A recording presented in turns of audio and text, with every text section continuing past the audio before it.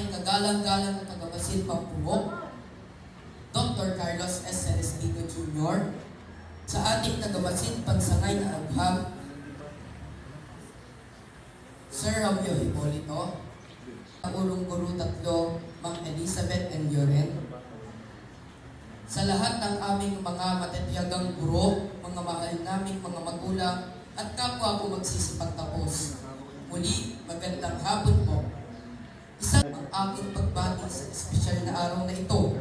Ngayon ay ating ipinagdiriwang hindi lamang ang pagtatapos ng isang yugto, kundi ang simula ng mas malaking mga pangarap.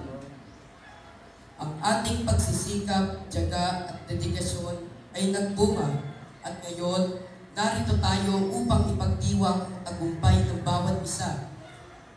Sa kapwa ko magsisipagtapos, binabati ko kayo sa inyong pagsusuri kayo sa pagkamit ng aming mga munting pangarap. Naway ang araw na ito ay maging inspirasyon upang patuloy tayong mangarap, magsikap at makamit. Dahil D.M. Amado.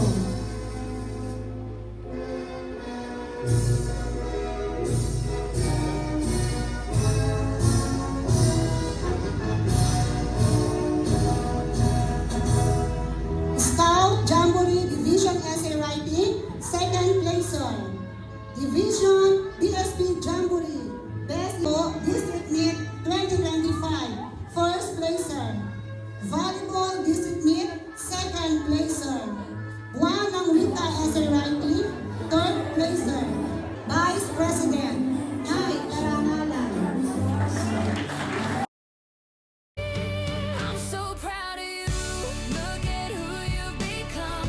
Every single thing you've been through made you who you are. And look what you've done. I'm so proud of you. Standing in your moment now. We always knew you'd make it through, and here you are. Oh, I'm so proud of you. From your first steps to the stage today,